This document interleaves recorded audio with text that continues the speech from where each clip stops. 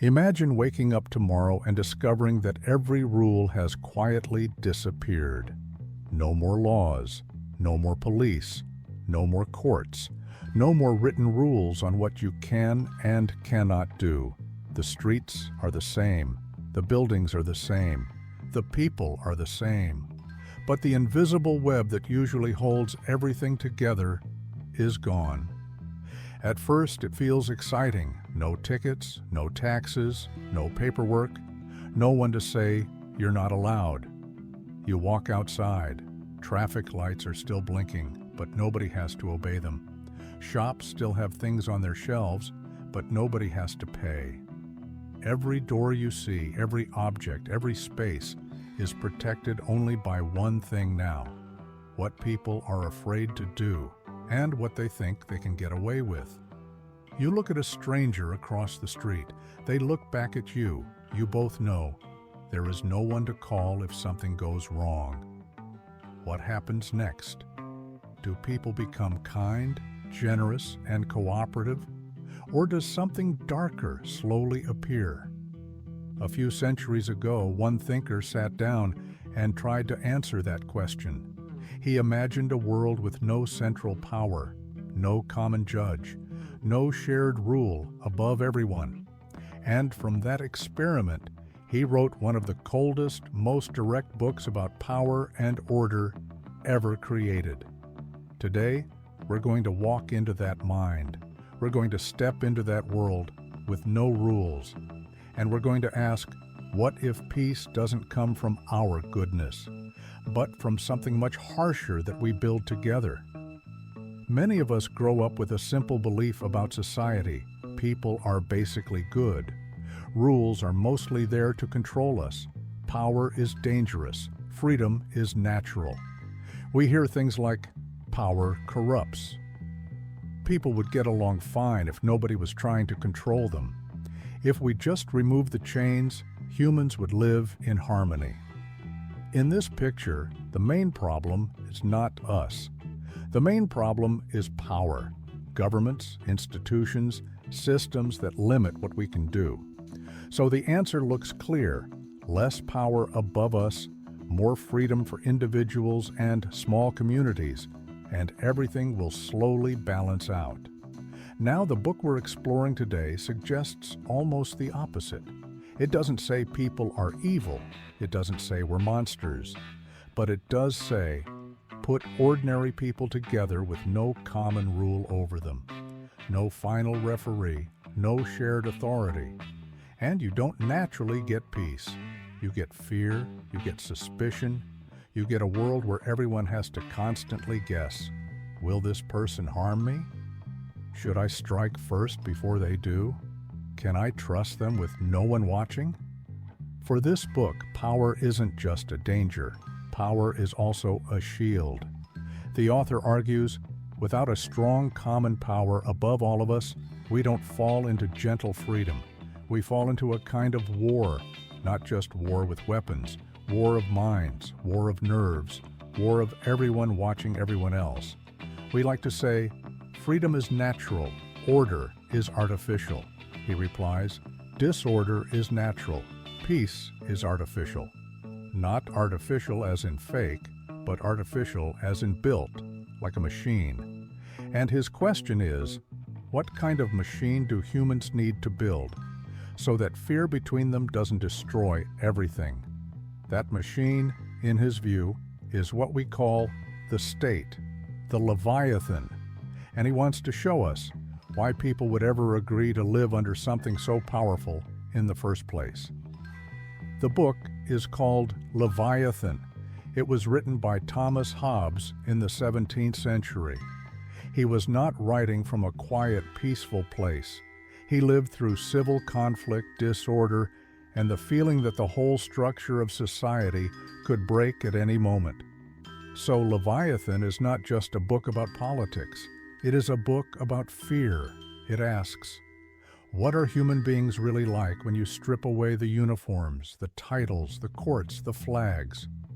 What is left when we take off all the layers of culture and just look at us as moving bodies with desires, fears, and thoughts? Hobbes begins with individuals, not with nations. He starts with, what do we want? What do we fear? How do we act when there is no one we all obey? From there he builds his picture. First, what humans are like on their own. Second, what happens when they live together with no common power. Third, why they might decide to create one huge artificial power above them, the Leviathan. And finally, what that power has to look like if it is going to keep peace. So this book is not a history. It is not a story of a real country. It is a thought experiment. If we build a human world from the ground up, using only reason and human nature, what kind of political power must we end up with? We're going to look at two of its core ideas. First, Hobbes's picture of human nature and what he calls the state of nature, a world with no common rule. Second, his idea of the sovereign, the central power that people create to escape that world. Let's start at the beginning, with a single human being. Hobbes begins with a simple, almost brutal view of human beings. We are all different, but we are not different enough to make anyone completely safe. Some of us are stronger, some weaker. Some are quicker in mind, some slower.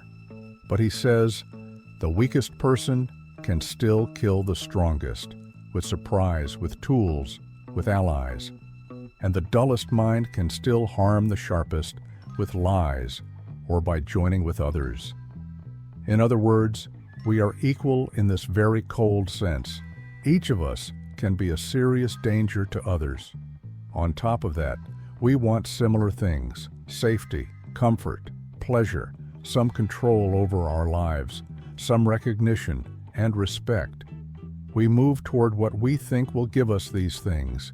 We move away from what threatens them. So imagine a world where there is no common power, no shared law, no court everyone agrees to obey, no police, no army that stands above individuals and groups.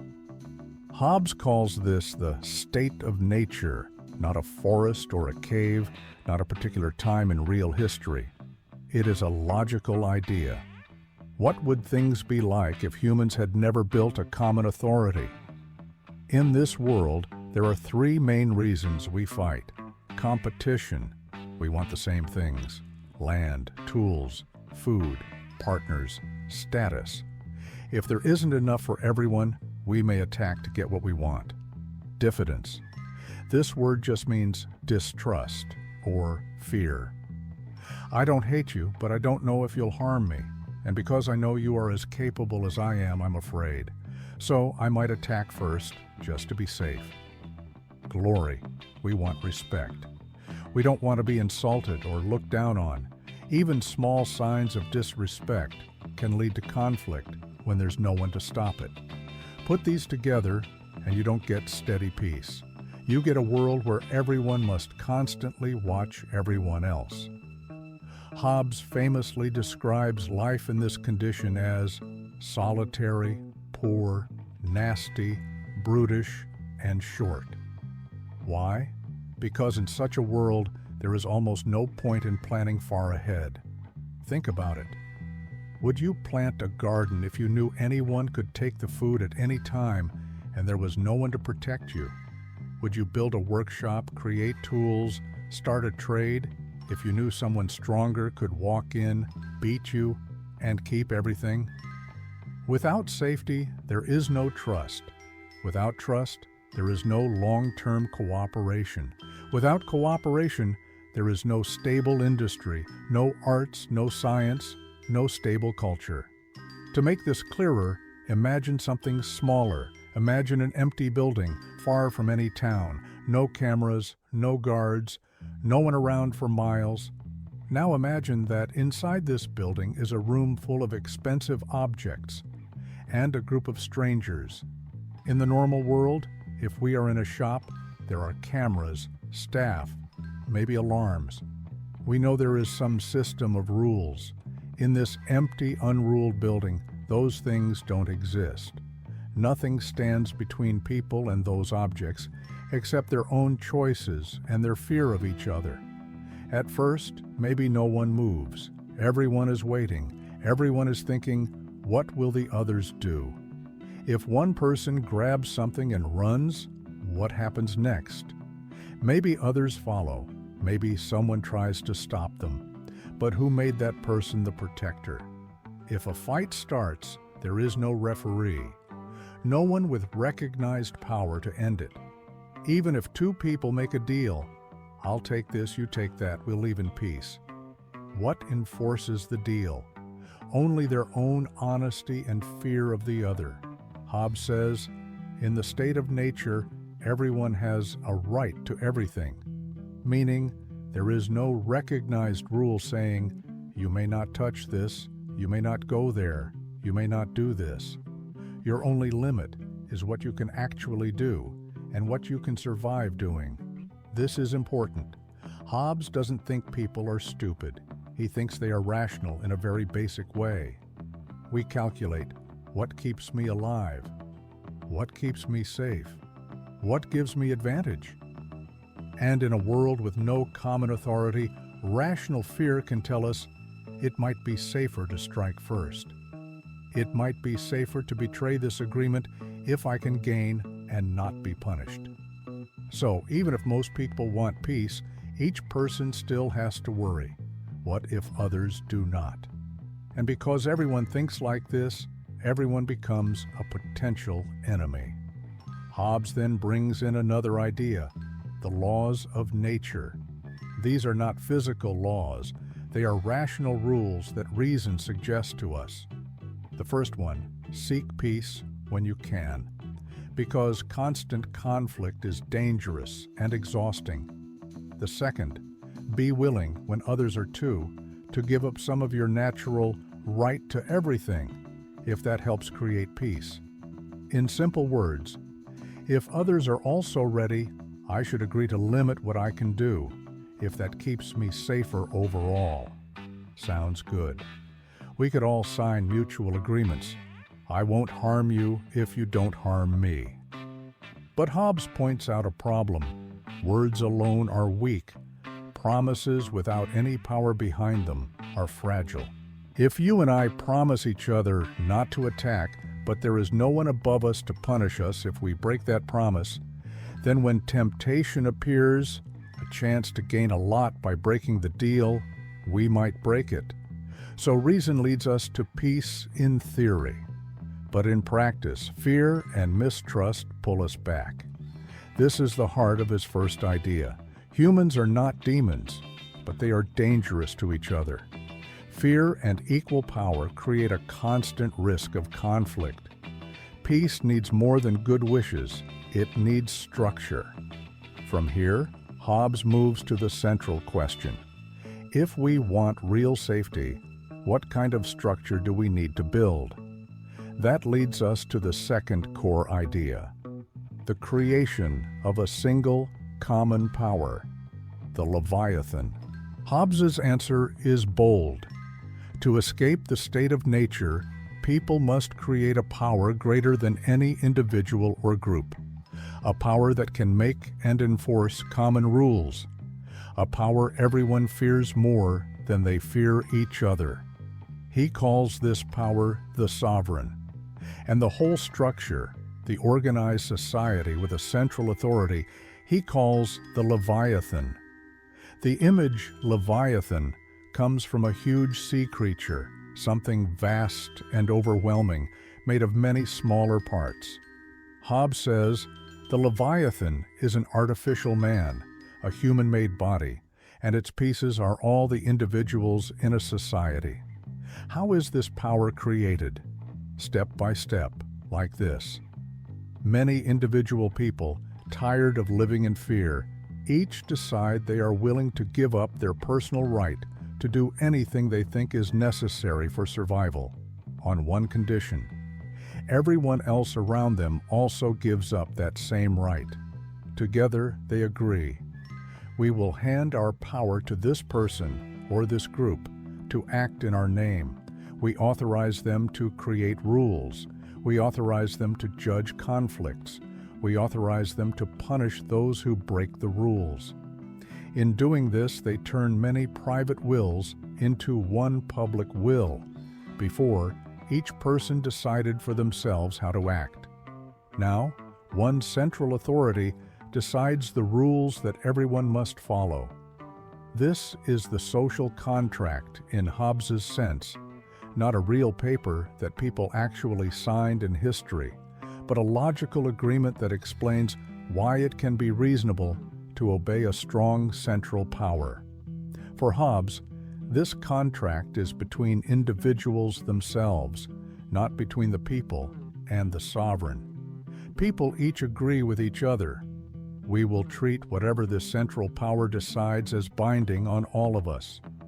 The sovereign stands above this contract. It is created by it, but not a party to it. Why does this matter? Because Hobbes argues, once this central power is set up and people have agreed to obey it, they cannot claim a right to rebel simply because they don't like some decisions. If they all start to question its authority whenever they are unhappy, they dissolve the very power that protects them, and they risk going back to the state of nature, the war of all against all. So, in his design, the sovereign must have certain key features: indivisible power. There must be one final authority on laws and decisions. If power is split, for example, if there are two equal authorities giving opposite orders, conflict returns. Control over force. Only the sovereign can use organized force, armies, police, punishments in a legitimate way. This stops private wars and revenge. Right to make laws. The sovereign decides what is allowed and what is not, and communicates this to everyone so people can know the rules in advance. Right to judge disputes. When people disagree, they cannot enforce their own idea of justice. They must go to the central power's institutions and accept those judgments. Right over rewards and punishments. By controlling what people fear, punishment, and what they hope for, rewards, honor, positions, the sovereign can shape behavior toward peace. There is another important part. Hobbes wants the sovereign to guide what ideas are publicly taught about politics and the contract itself. Not to control every thought, but to stop ideas from spreading that tell people, you do not need to obey the common power. If you dislike the law, you can simply ignore it. If your personal belief clashes with the law, you can overthrow it. Why? Because such ideas, in his view, quietly eat away at the agreement that holds society together. They push people back toward the state of nature. This picture may sound harsh, even frightening. A power above everyone. People cannot simply resist it whenever they feel wronged. The power decides on law, force, public order, even to some degree on the stories a society tells itself. So why does Hobbes call this rational? He says, think of a game. If there is no referee, no clear rules, no one to settle disputes, what happens? At first, people try to play fair, but soon someone stretches the rules. Others get angry. Cheating starts. Arguments break out. Eventually, the game falls apart. Now imagine a game with a clear referee. Everyone agrees before playing. This person's word is final. We may not like every call, but we will accept them, or there is no game. The referee is not necessarily wiser or better than the players, but the role gives them authority. The authority is what makes stable play possible. Hobbes thinks society works in a similar way. The sovereign is the referee over life and death questions. Not always perfect, not magically good, but necessary to avoid something much worse. He also makes one more important point. The power of the sovereign comes originally from the people's consent. It is not magic. It is not purely sacred.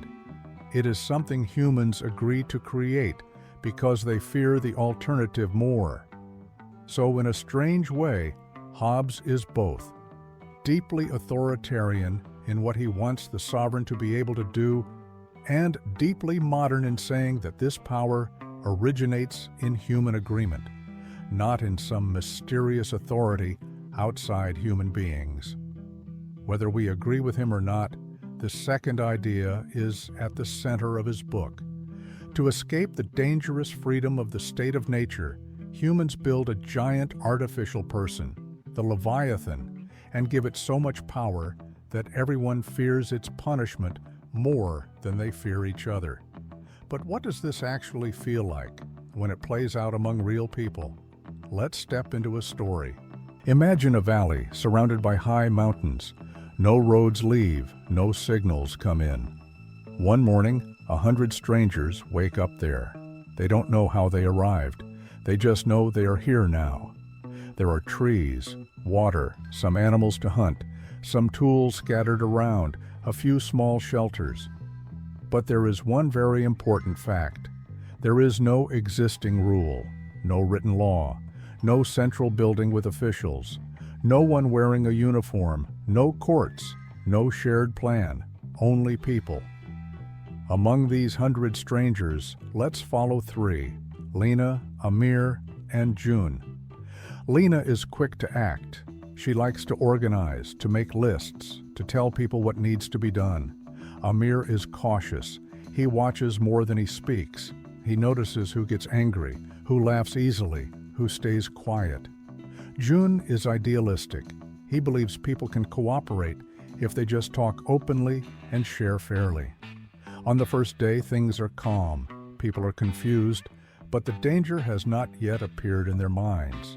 They explore the valley, check the shelters, count tools, a few axes, some knives, ropes, pots.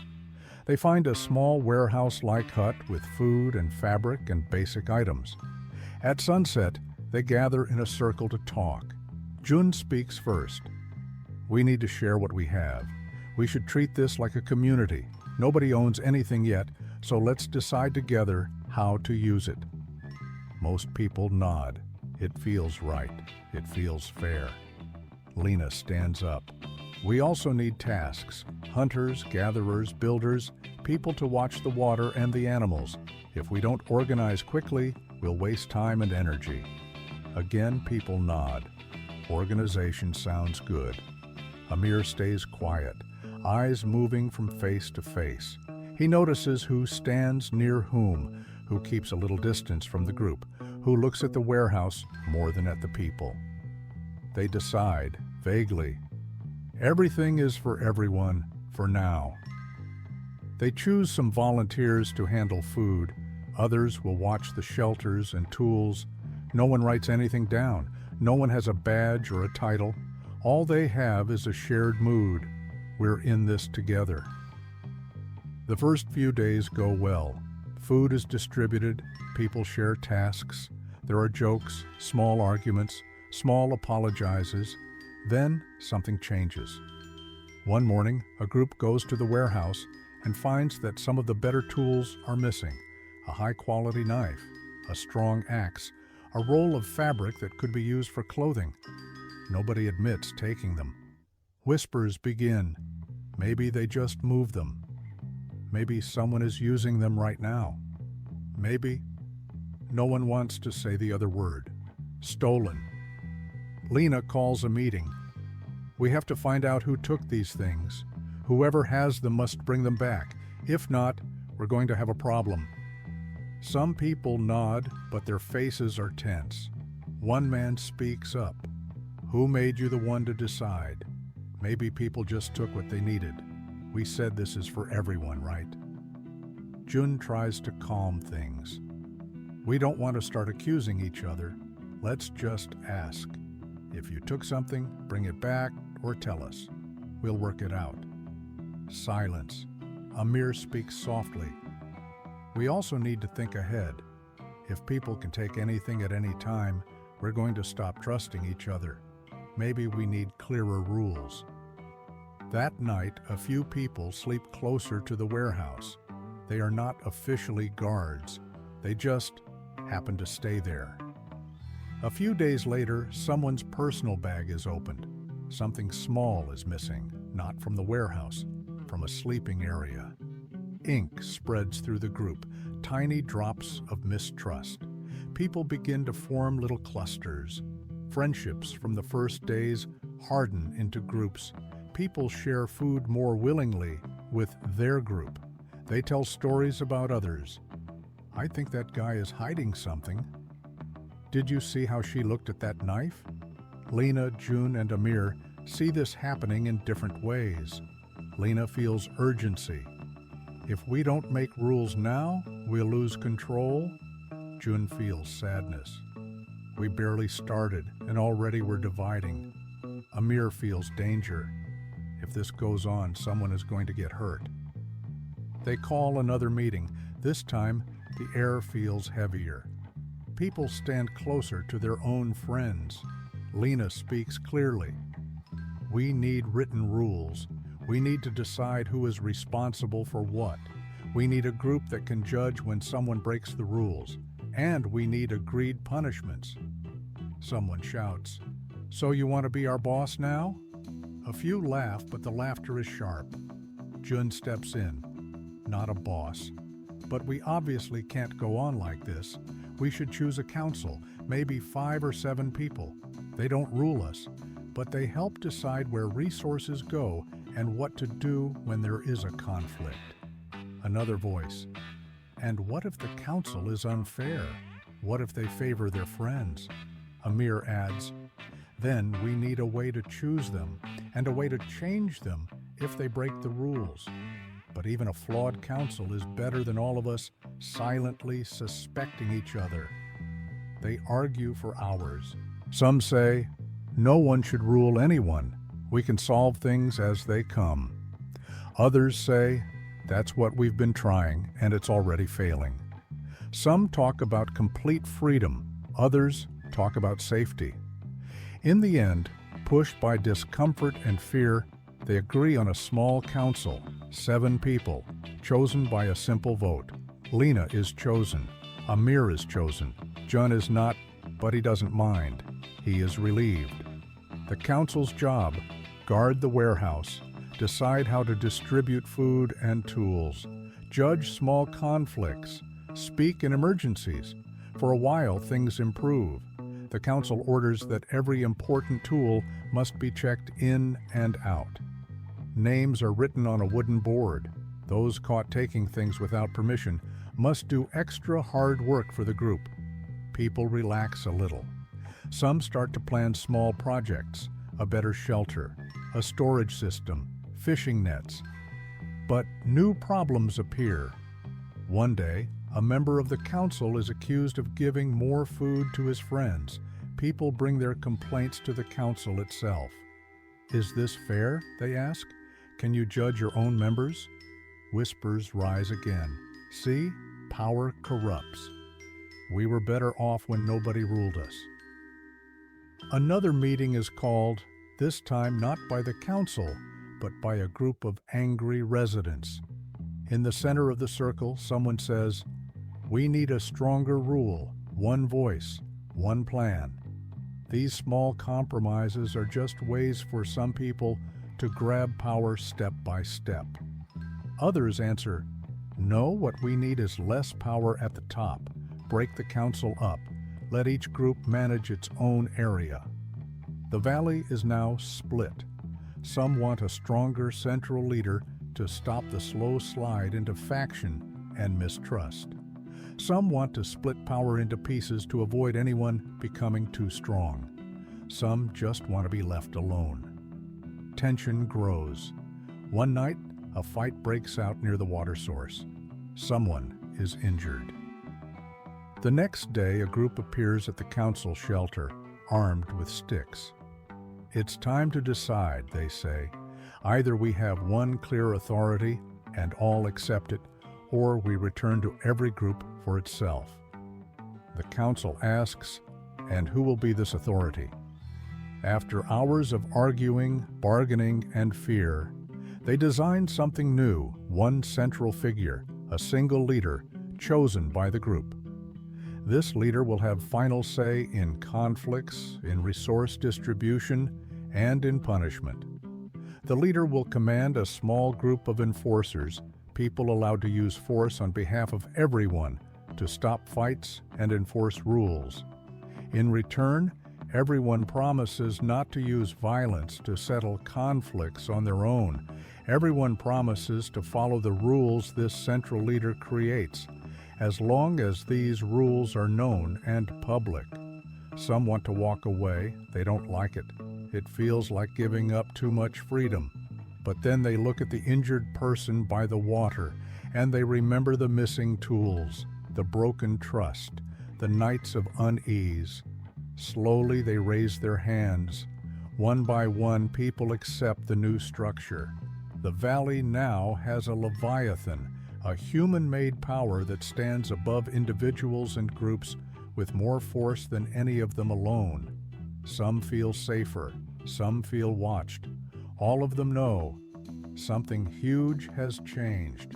They have traded part of their freedom for a different kind of fear, the fear of this new central power. The question is, was that trade rational? This is where Hobbes steps in to analyze what just happened.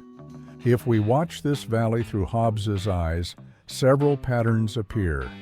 In the beginning, there is a kind of state of nature, no formal rules, no recognized authority, just people, resources, and uncertainty. At first, it looks peaceful, but that peace is thin. It survives only because nothing serious has been tested yet. When tools and food begin to disappear, the first cracks show.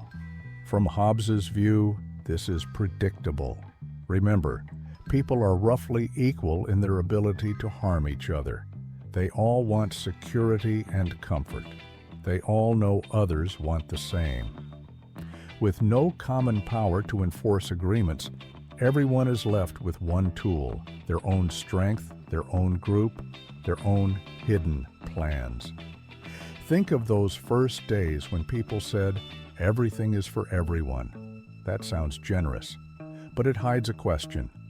What happens when someone quietly takes more than others think is fair? Without a recognized authority, responses are limited to silence and resentment, direct confrontation, group pressure, or violence. All of these are risky. Silence builds bitterness. Confrontation can start a fight. Group pressure can turn into factions. So people begin to watch each other more closely. This is Hobbes's diffidence, mutual suspicion. Then come the meetings. Lena tries to impose clarity. Jun tries to keep things open. Amir warns about trust. But notice something. At this point, all rules are soft. They are based on words, not on power. When someone is caught with extra items, what happens? Maybe they feel ashamed. Maybe they apologize.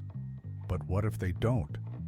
There is no settled punishment system everyone has agreed to, backed by a shared force. So every new conflict risks turning into a mini-war. This is why Hobbes says, promises without a sword to protect them are just words. Not because people are always evil, but because the temptation to break a promise when it is safe to do so is strong, and the fear that others will break theirs is equally strong. Over time, we watch the valley move through stages, loose, trusting freedom. We're all in this together, emerging suspicion, missing tools, small thefts, rumors, soft rules and soft enforcement, councils, meetings, agreements, but nothing truly binding. Factions and fear. Each group starts thinking, we need to protect ourselves. Violence or near violence, the fight near the water, demand for a clearer, stronger power. People are tired of not knowing who is in charge, who can stop conflicts, who can protect them. This is the key. The demand for a central authority doesn't just come from the power-hungry, It also arises from fear, exhaustion, and a basic desire for safety. From Hobbes's point of view, the valley's final move, choosing one central leader with clear power and a group allowed to use force, is the rational conclusion. Everyone gives up their private right to enforce their own idea of justice. They authorize the leader to act in their name. They accept rules they may not always like in exchange for predictability and protection. Psychologically, here is what's happening. Fear of each other transforms into fear of a common power. People who once worried, "What will my neighbor do to me?" now worry, "What will the authority do if I break the rules?" The second fear is more stable and less chaotic than the first. Socially, three things become possible when the Leviathan appears. Long-term planning. People can now build, plant, and invest because they believe someone will protect what is officially theirs.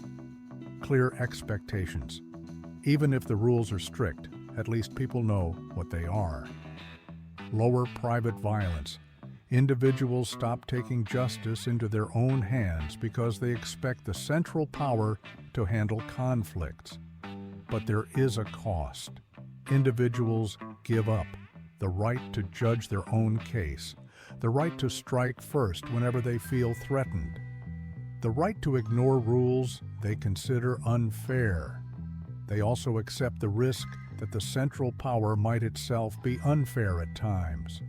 Hobbes would still say, that trade can be rational if the alternative is sliding back toward a condition where life is once again a constant calculation of threat, and everyone's hand could be against everyone else. In the valley, some people still resist. They remember the early days with nostalgia. How free we were then. But were they truly free? Hobbes would say, in the state of nature, you have freedom to do anything, but almost no freedom from fear. Under the Leviathan, you lose many freedoms to act as you like, but gain a new kind of freedom, freedom from constant danger from other individuals. It is not a soft, gentle vision. It is almost mechanical. Fear drives people to create power. Power calms fear between individuals. In return, people must fear that power enough to obey it. Whether we find this vision attractive or not, it gives us a pair of lenses, one for looking at how groups slide into conflict, and another for seeing why people sometimes accept strong authority, even when it limits them. Now, let's slowly lift this lens from the valley and turn it toward our own reality. If you look around your own life, you probably don't live in a wild valley with no rules. You live in a world filled with invisible structures, rules, institutions, norms, systems of reward and punishment. Many of them are so normal that we barely see them. A building where you work, a school, a company, an online community, a shared house with roommates.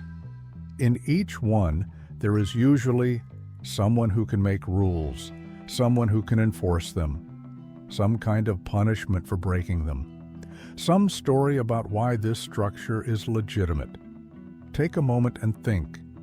In the last group you were part of, a project, a team, a club, how clear were the rules? Did everyone know who decides what? What happens when someone doesn't do their part? How conflicts are solved? Or did people just assume, we'll figure it out, we're all adults, we'll be fair? What happened when someone didn't show up? Did someone quietly carry the extra burden? Did resentment build? Did small disputes slowly harden into something bigger? How do opinions in your world change?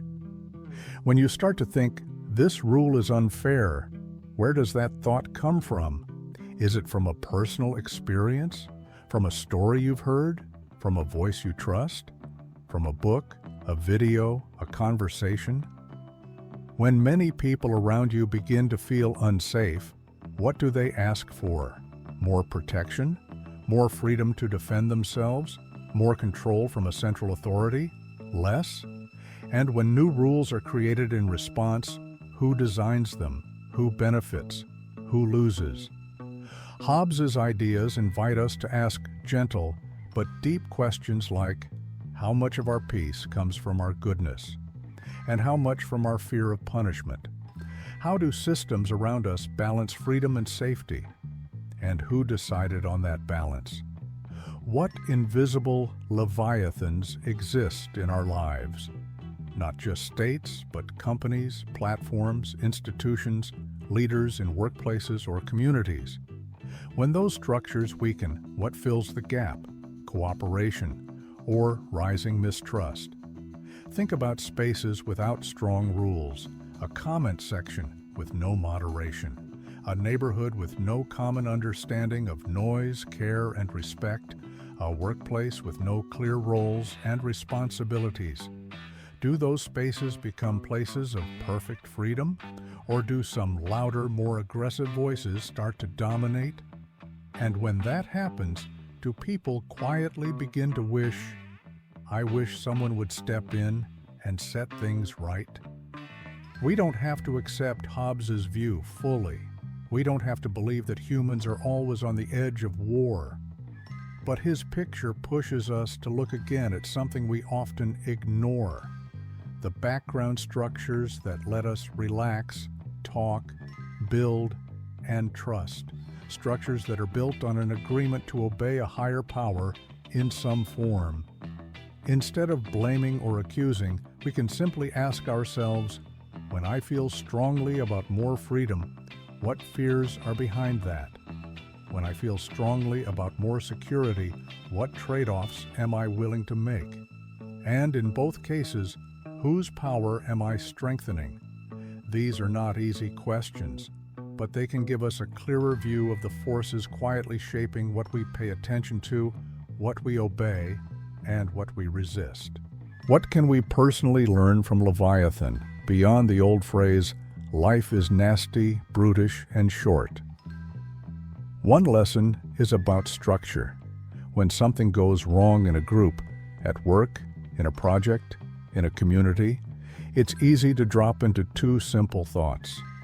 People are bad. People are good. Hobbes suggests asking a different question. How is this group structured? Who has the authority to make rules? Who has the power to enforce them?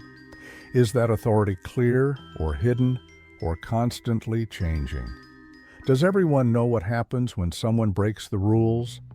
If you're leading a team, a club, or even just a shared flat, this matters. When rules are vague, enforcement is weak, and roles are unclear, even pretty good people can end up in bad conflicts. Not because they are monsters, because the structure pushes them into suspicion and self-protection. So, one practical idea: when you join or build a group, don't only ask, are these people nice? Also ask, what happens here when someone is not nice? Or when someone simply fails? Who decides? How clear is it? Another lesson is about trade-offs. We often hear simple slogans: more freedom is always good. More control is always bad. Hobbes invites us to see the trade-off. Some freedom is the ability to do what we want. Another kind of freedom is the ability to live without constant fear of others. Sometimes, to gain the second kind, we agree to limit the first. You don't drive as fast as you possibly can. You don't shout anything you want in every room you enter. You don't handle every conflict personally. You accept rules and authorities, traffic systems, managers, moderators, judges of some kind, to get a life that is less chaotic. Seeing this trade-off clearly can help you think more calmly when someone says, we need stricter rules here, or these rules are too heavy.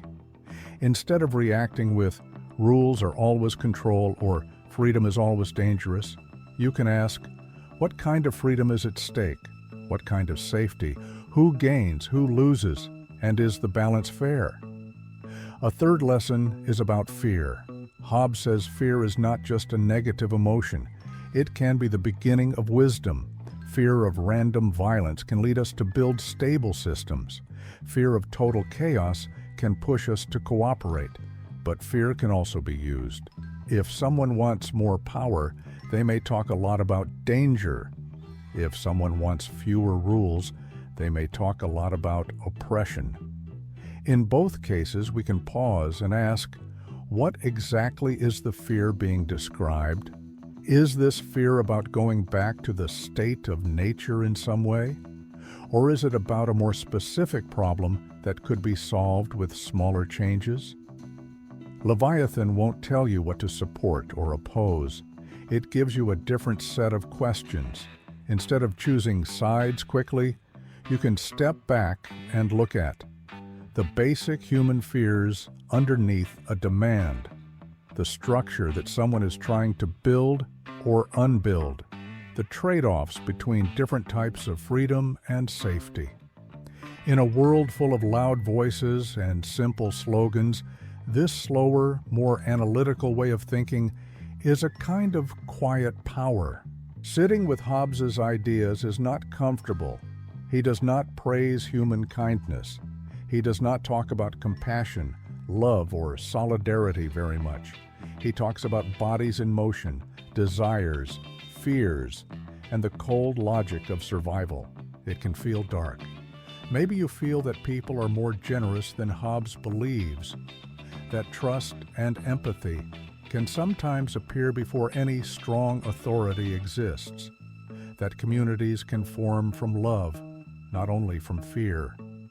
At the same time, it is hard to deny that when rules collapse, when no one is sure who is in charge, when there is no clear system for solving conflicts, life quickly becomes tense.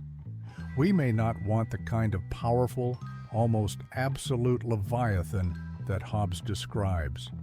We may prefer divided powers, checks and balances, strong rights for individuals. But even those softer systems rest on a hidden agreement. We accept some power above us in some form because we fear what we might do to each other without it. For me, the value of Leviathan is not that it gives a perfect model to follow. It is that it removes the comfortable story that everything will be fine if we just remove power. It asks us to look honestly at ourselves, to see both the good and the dangerous in human nature, and to understand that order is not automatic. It has to be built. And once built, it has to be held together by something stronger than wishes. You don't have to agree with Hobbes. You don't have to like his solutions. But if you let his ideas stay with you for a while, you may find yourself noticing, in new ways, how much of your daily peace depends on invisible structures of power and agreement that you rarely think about. We began with a world where every rule vanished overnight, and we followed a thinker who believed that, without some shared Leviathan above us, we might drift back toward a quiet kind of war, not always with weapons, but with fear, mistrust, and preemptive strikes. Now, as you step back into your own life, surrounded by rules, institutions, and powers of many kinds, a question remains. Do you think ideas like this still shape our world today?